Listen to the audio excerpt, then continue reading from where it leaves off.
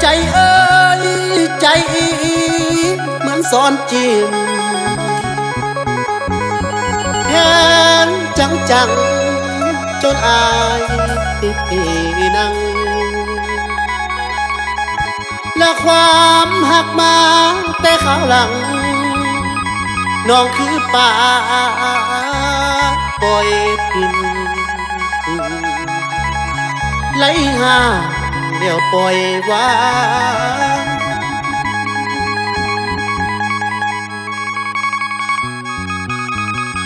ละนางเอ่ยนางอ้ายบ่มีคำเว้า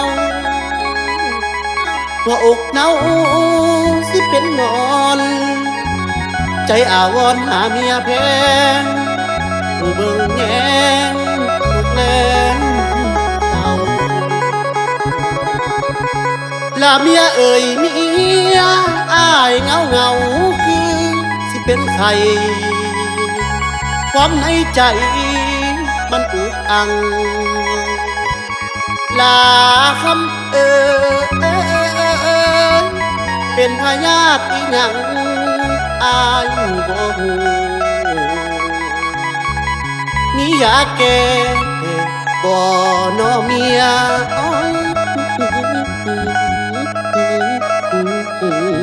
น้อเมียเอ้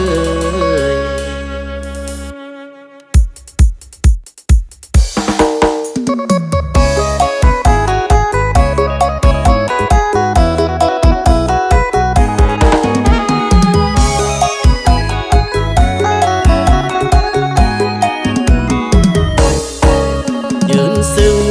น้ำตาหลังพวกหน้าเลี้ยวหลังบ่เว้าบ่จาปากบ่ออกจักคำมันเจ็บซ้ำอยู่ในอุลาหลายเดือนหลายปีผ่านมาบ่คิดเลยว่าสิมาซ้ำใจยามนอนหลักห้องหลักไห้จนน้ำตาไหลลงเปื้อนใส่หมอนเมียก็บ่สนใจคิดเรื่องใดก็บ่สะออนหันข้างใส่เดี๋ยวก็หลับนอนส่วนเฮากอดหมอนให้สะอึกสะอื้นนอนซึมคือคนเป็นบ้าคำเว้าคำจาบ่กล้าบอกเมียเก็บเอาไว้ในใจบ่ปล่อยให้เมียสงสัยดอกนาเมียเฮาเป็นดังเทวดาบ่สนดอกนาว่าพวกผิดเรื่องใดขอวอนไว้เมียจงเข้าใจอย่าได้หูก่อนอายนี่วอนแท้ๆอย่าได้ทวงถามเรื่องสิลามถ้าเมียเฮาว่าเฮามีสู้แอบอยู่ร้อยกินเดี๋ยวนี้ป่าแล้วเลิกแล้วหัวใจแป้วกลับมาแล้วนาเมียเฮาเป็นหมอรักษาเป็นทั้งหมอยาปิ่นปัวหัวใจทำใจแล้วยังเบาบ่กล้าบอกให้เมียหูดอกนาว่าเฮาอกหักกลับมาว่าเฮาอกหักกลับมาเสียน้ำตาย้อนสาวน้อยมาแหงปล่อยวางแล้วแนวของเก่าๆปล่อยวางแล้วแนวของเก่าๆอายบ่เอาเมียนไว้เจ็บซ้ำสวงใน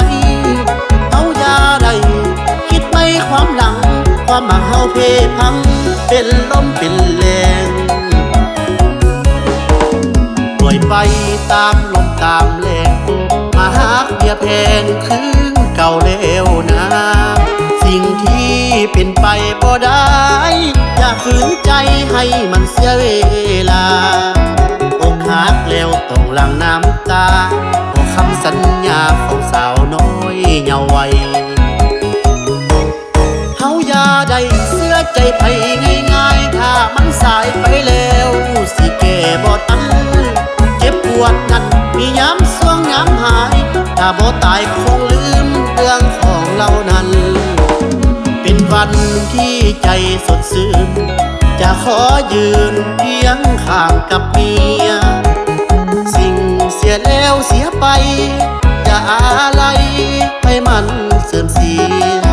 อกหักบอกกล้าบอกเมียจะบอกให้เสียใจอีกต่อไปอกหักบอกกล้าบอกเมียจะบอกให้เสียใจอีกต่อไป